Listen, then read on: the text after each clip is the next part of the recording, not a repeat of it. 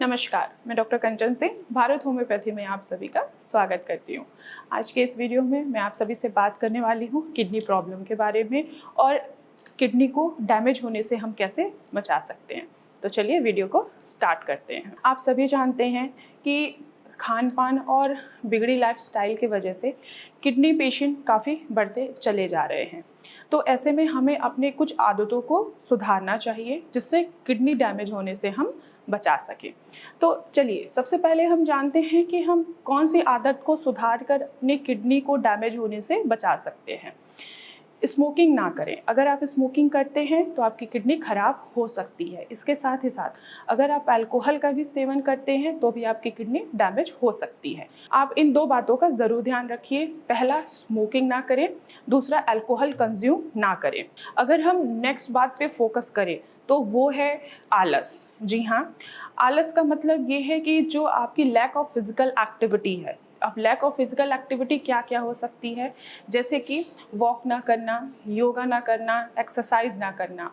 इससे क्या होता है कि मोटापा बढ़ता है और साथ ही साथ बीपी बढ़ता है, शुगर भी होता है और यूरिक एसिड भी बढ़ता है, जिसकी वजह से किडनी डैमेज होती है। तो आप एटलीस्ट अपनी लाइफ में या डेली रूटीन में योगा या एक्सरसाइज ज़रूर शामिल करें और अपनी किडनी को हेल्दी करें। अगर हम तीसरे टिप्स की बात करें तो वो है ब्लड प्रेशर। बीपी जेनेटिक भी हो सकता है, स्ट्रेस के वजह से भी हो सकता है और परमानेंट भी और टेम्पररी भी हो सकता है।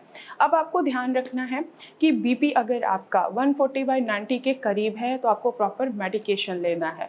ब्लड प्रेशर हाई होने की वजह से नेफ्रॉन्स पे दबाव पड़ता है और किडनी पूरी तरीके से काम नहीं कर पाती है और आगे चल के आप लोगों को पता लगता है कि आपकी किडनी डैमेज हुई है ब्लड प्रेशर के वजह से। अब ये ब्लड प्रेशर कुछ भी हो सकता है, या आपको स्ट्रेस की वजह से हो रहा है, या टेम्पररी हो रहा है, या ये जेनेटिक ही चला आ रहा है। तो आपको अपना बीपी पे ध्यान ज़रूर देना है।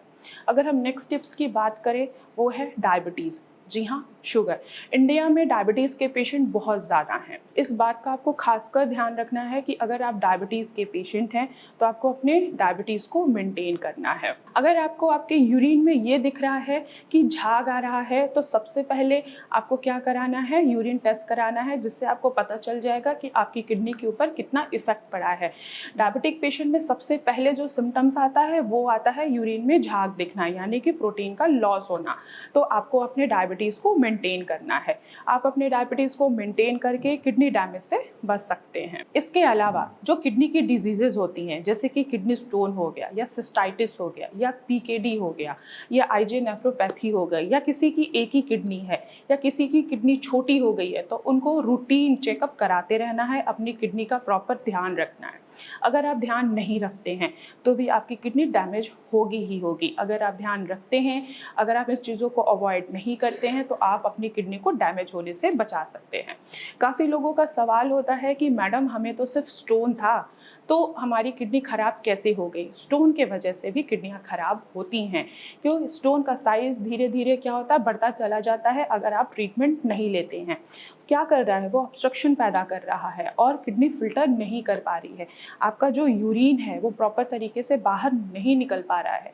यूरिन का जो कंसंट्रेशन है वो बढ़ता चला जा रहा है और किडनी पे इफ़ेक्ट कर रहा है। तो जिन भी पेशेंट को अगर किडनी में स्टोन है तो वो प्रॉपर ट्रीटमेंट लें, जिससे वो अपनी किडनी को डैमेज होने से बचा सकते हैं।